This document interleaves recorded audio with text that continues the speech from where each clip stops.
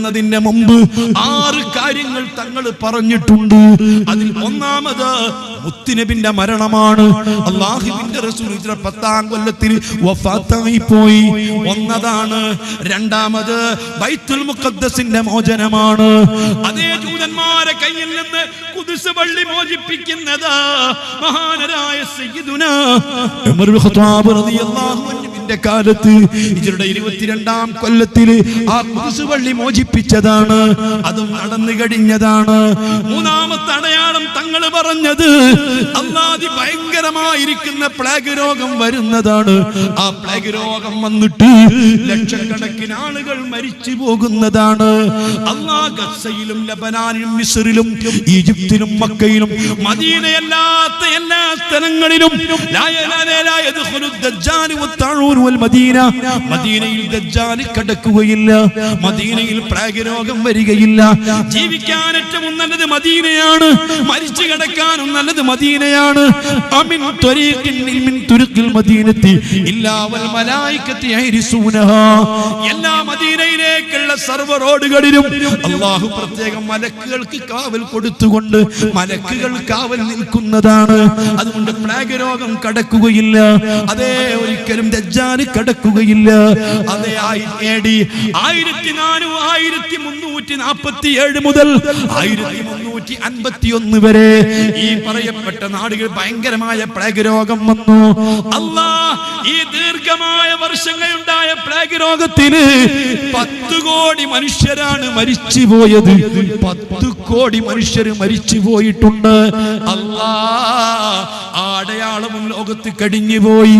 ഇനി 4ാമത്തെ അടയാളം മുത്തുനബി പറഞ്ഞത് ബൈനക്കും നിങ്ങൾക്കിടയിൽ അതിഭയങ്കരമായ സാമ്പത്തിക അഭിവൃദ്ധി ഉണ്ടാകും. വല്ലാത്ത പണപ്പെരുപ്പം ഉണ്ടാകും. എല്ലാവർക്കും ഇഷ്ടം പോലെ പണമാണ്. വല്ലാത്ത സാമ്പത്തിക അഭിവൃദ്ധിയാണ്.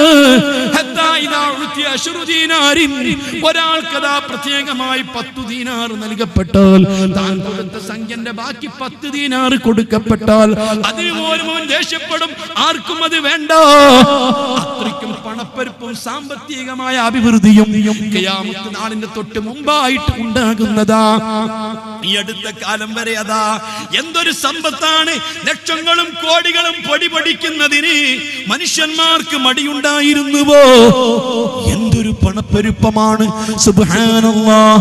നമ്മുടെ നാടുകളിൽ ഉയർന്നു വരുന്ന കൊട്ടാര സമാനമായ വീടുകള്, ലക്ഷങ്ങൾ പൊടിപൊടിക്കുന്ന കല്യാണങ്ങള്, അന്ന് എന്തെല്ലാം പേക്കൂത്തുകള്, ലക്ഷക്കണക്കിന് ഉറുപ്പിക വാരി വിതറുന്ന കല്യാണങ്ങളും സൽക്കാരങ്ങളും അതുപോലത്തെ പരിപാടികളും നിങ്ങൾ ഓർക്കണോ? ഹബീബ് തങ്ങൾ പറയുകയാണ് അത്രയ്ക്കും ഭയങ്കരമായ സാമ്പത്തിക പുരോഗതിയാണ്.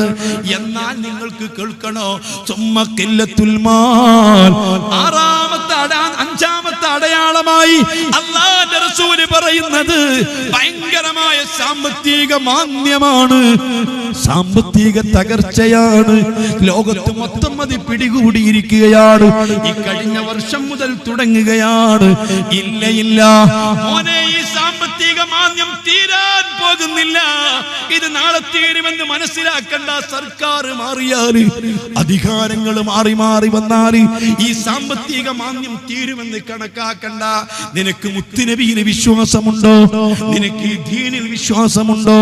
അശ്ഹദു അന്ന മുഹമ്മദർ റസൂലുള്ളാഹ് എന്ന് വിശ്വസിക്കുന്നവനാണോ? ഈ സാമ്പത്തിക മാന്ദ്യം തീരുകയില്ല. ഇത് തീരാൻ ഇമാം മഹ്ദി തങ്ങൾ വരണമെന്ന് മുത്തുനബി പറഞ്ഞിട്ടുണ്ട്.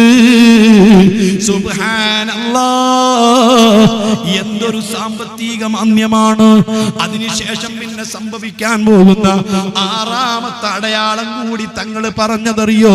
സുമ്മതകൂനു ഫിത്നത്തും ബിശ്ശാം. ഷാമിൽ വലിയ ഫിത്നയാണ്. സിറിയയിൽ ഭയങ്കര ഫിത്നയാ. കാതടിപ്പിക്കുന്ന, കണ്ണടപ്പിക്കുന്ന വലിയ ഫിത്നകളാ. മക്കളെ, 1.5 പതിറ്റാണ്ടായി, 15 കൊല്ലത്തിലധികമായി നമ്മുടെ സിറിയയിലുണ്ടല്ലോ ഒരു കുട്ടികൾക്ക് അക്ഷരം പഠിപ്പിക്കുന്നില്ല, ഒന്നും പഠിപ്പിക്കുന്നില്ല. മദ്രസകളില്ല, സ്കൂളുകളില്ല.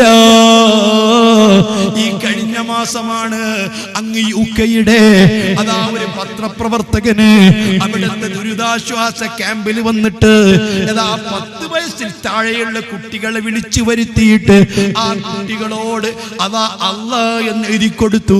അവർക്ക് വായിക്കാൻ അറിയില്ല, ഇംഗ്ലീഷ് അറിയില്ല, അറബി അറിയില്ല, ഒന്നും അറിയില്ല, ഒന്നും നടക്കുന്നില്ല. ആ കുട്ടികളോട് 10 വയസ്സിൽ താഴെയുള്ള കുട്ടികളോട് യുകെയിൽ നിന്ന് വന്ന പത്രപ്രവർത്തകൻ ചോദിച്ചത് എന്താണ്? നിങ്ങൾക്ക് ജീവിതത്തിലെ ഏറ്റവും വലിയ ആഗ്രഹം എന്താ? നമ്മുടെ കുട്ടികളോട് ചോദിക്കപ്പെട്ടാൽ എന്തായിരിക്കും കുട്ടികൾ പറയുന്നത്? പക്ഷേ യുകെയിൽ നിന്ന് വന്ന പത്രപ്രവർത്തകനോട് 10 താഴെയുള്ള വയസ്സുള്ള കുട്ടികളെ വിളിച്ചു വരുത്തിയിട്ട് നിങ്ങൾക്ക് ലോകത്തെ ഏറ്റവും ഇഷ്ടപ്പെട്ട കാര്യം എന്താണെന്ന് ചോദിച്ചപ്പോ, ആഗ്രഹം എന്താണെന്ന് ചോദിച്ചപ്പോ, മുസ്ലിമേ നിനക്ക് ബോധമുണ്ടോ?